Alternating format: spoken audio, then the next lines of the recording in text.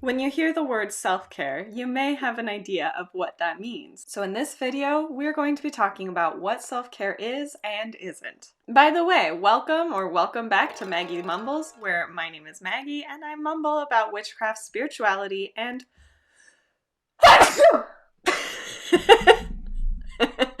sneezes and personal development. If any of that sounds interesting to you, then please make sure that you're subscribed to this channel and that you hit the bell for all notifications.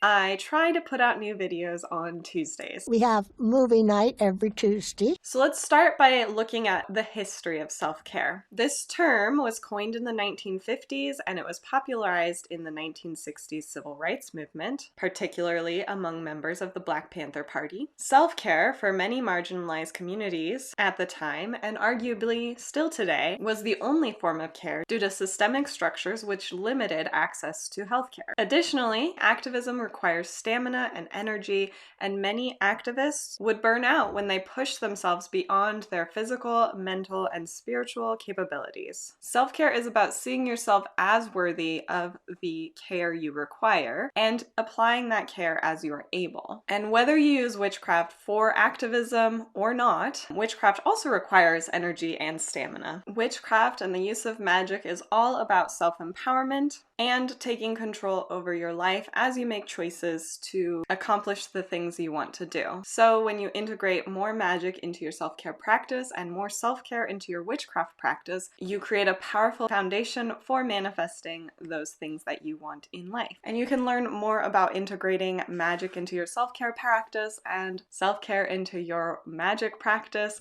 in my book, The Kitchen Witch's Guide to Healing and Self-Care. You'll find a link in the description below this video. So now that you know a little bit about what self-care is, let's talk about what it's not. There are so many myths surrounding this topic.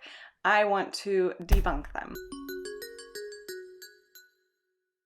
The first myth is that self-care is frivolous. As Audre Lorde said in her book, A Burst of Light, self-care is rooted in self-preservation rather than self-indulgence. Basically, this is the myth that makes us believe that self-care is about going to the spa and engaging in retail therapy, buying things to fill a void. While these types of activities can be part of a self-care practice, for others, this is not the way that they can best take care of themselves. Self-care shouldn't be marketed as a high-cost activity. For one thing, this limits the accessibility of self-care for all people. Sounds expensive. And for another thing, some people don't want to spend their money on things like piles of clothes and visiting a luxury wellness center. That is not part of their holistic self-care practice, and that's okay. So just remember that self-care helps to bring you back into alignment with what your goals are, what you're trying to accomplish in your life, whatever that is. If those goals align with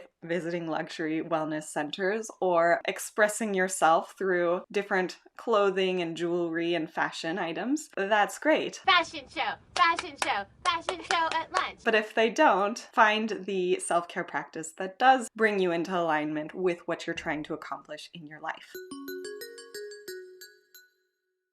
Now the next myth is that self-care is selfish. And this probably emerges from the previous myth that self-care is frivolous because self-care is just about shopping and lazing around. You're avoiding your responsibilities by practicing self-care. And this implies that your time belongs to somebody else, and that when you use your time for yourself, you're letting someone else down. This is why so many people, especially women, find it hard to make time for self-care. Our culture often teaches us to minimize our own needs so that we can take care of others, and that leads to a vicious cycle of ignoring what we need to feel worthy of care as we care for others. The problem is that the less you value yourself and the less self-worth you have, the less likely you are to want to take care of yourself. And what is so interesting is that the very thing that allows us to feel energized and motivated to take care of others is self-care. But at the same time, we are socialized to ignore self-care. Self-care is actually the one thing thing that enables us to take care of people in a meaningful way. So the saying goes, you can't pour from an empty cup, and that is basically what self-care is about. I think self-care means the self is doing the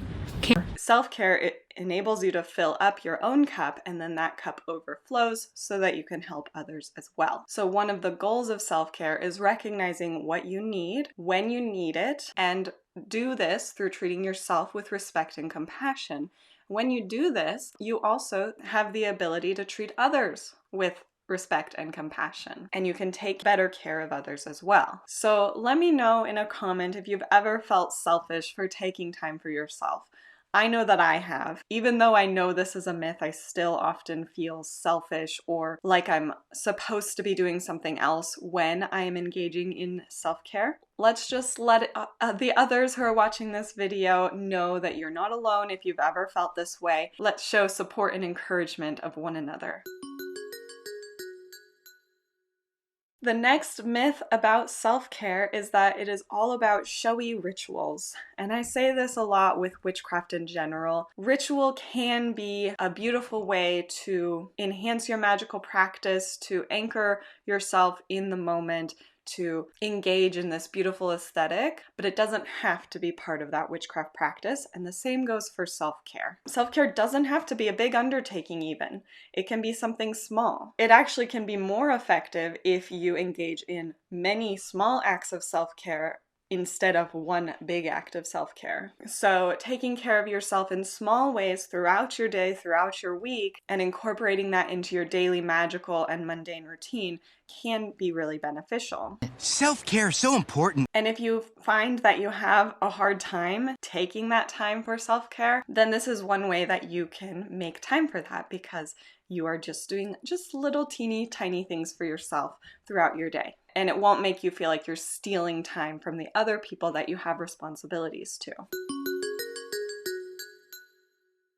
The fourth myth about self-care is that it can fix anything. This myth is sort of the reverse of self-care needing to be something big. It basically says that one single act of self-care can fix all of your problems in your life. For example, I have personally heard, if you exercise more, then you won't be so depressed. If you just do yoga, you'll definitely feel more spiritual. Once you clean your room, your anxiety will disappear. and You'd probably sleep better if you had some herbal tea.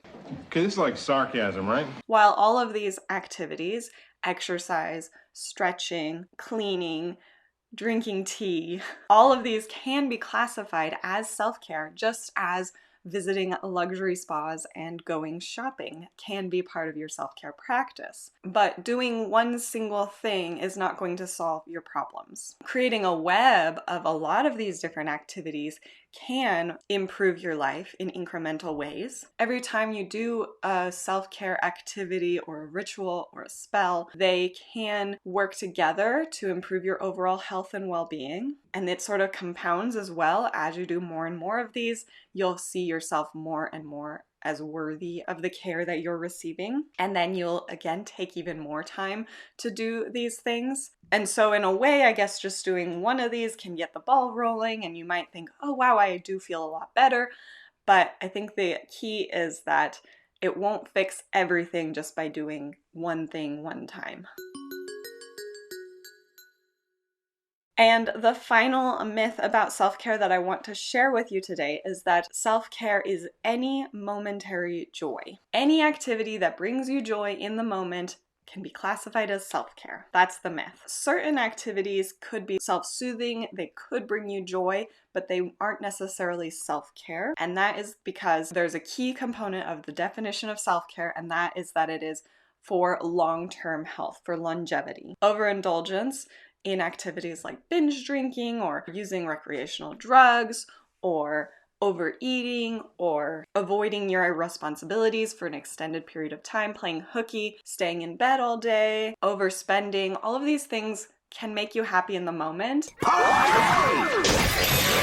None of them are self-care. And I don't think there's anything wrong with any of these, every once in a while. You can consume anything you want to. You can do whatever you want to do with your day. But I personally believe that everything should be done in moderation. trying to limit the number of times that these sort of overindulgent activities happen in your life is overall better for your long-term health and well-being. Sleep, food, alcohol, material goods, going on vacation, all of these activities that can bring us happiness in the moment. It's okay to indulge ourselves every once in a while, but I think it's important to remember that these are treats and not habits. And the key, again, is that these things aren't self-care.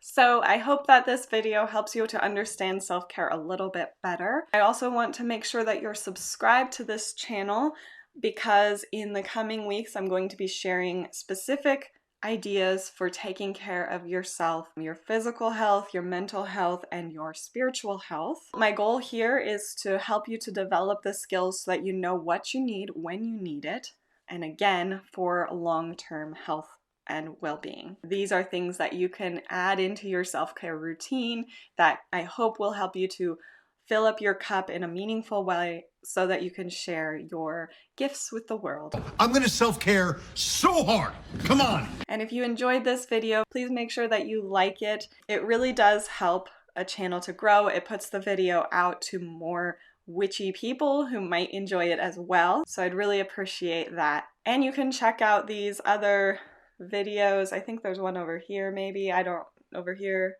probably. Wherever it is. And I will see you next time.